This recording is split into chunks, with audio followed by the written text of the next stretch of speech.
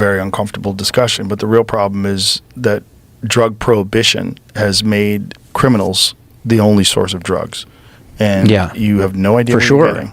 And that's the problem. And if you make drugs legal, all drugs legal, you're going to have a bunch of people that are doing drugs that wouldn't do drugs if they were illegal. So you have that problem.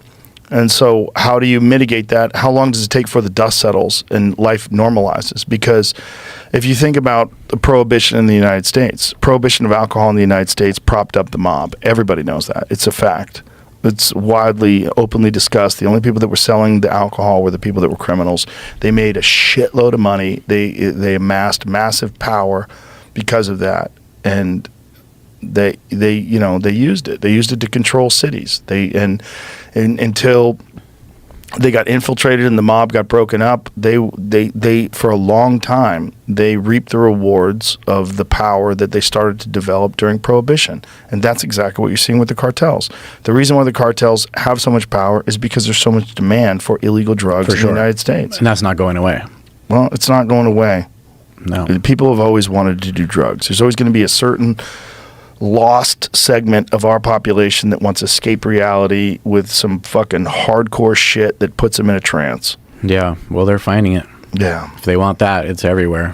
What is Hawaii's problems? What is like on the Big Island? What are the main drug problems? I mean, it's been meth for the most part for like the last 20 years. That's taken a toll. There's no doubt about it. Meth has been like probably the biggest problem, but now it's turning into fentanyl.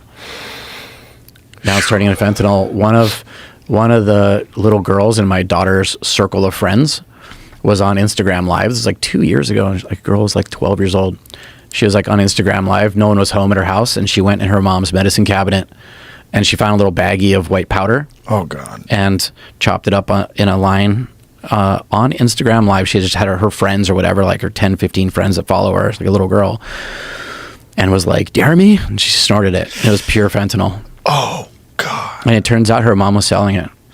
That was on the Big Island in my daughter's little circle of friends. And she died. That's happening everywhere, man. That's my little tiny town that I feel is like a little town, like a little farm town that grows coffee, and like that's where you surf and hang out. It's like super mellow, but somehow that's really happening. Like those drugs have infiltrated like every last little corner of our country. It's wild, man. Wild. It is wild. And the alternative doesn't seem appealing either. The alternative of making heroin and cocaine legal at stores, that scares the shit out of me too. Yeah. It's weird that it's like regional. Like it's really bad in Canada. Horrible. The drug epidemic. Like I was in not Toronto, what's the other giant city on the West Coast? Vancouver. Holy crap. Yeah. Thousands and thousands and thousands of homeless people, homeless fentanyl zombies all over these like big city blocks, like thousands of them, like, slumped over. Have you seen that when they get slumped over? Mm-hmm. That's the trank. So that's a tranquilizer thing.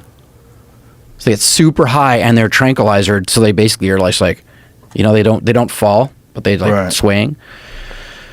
But I feel like in Canada, it's huge. In the US, it's huge. But I was in France and Spain. None of that.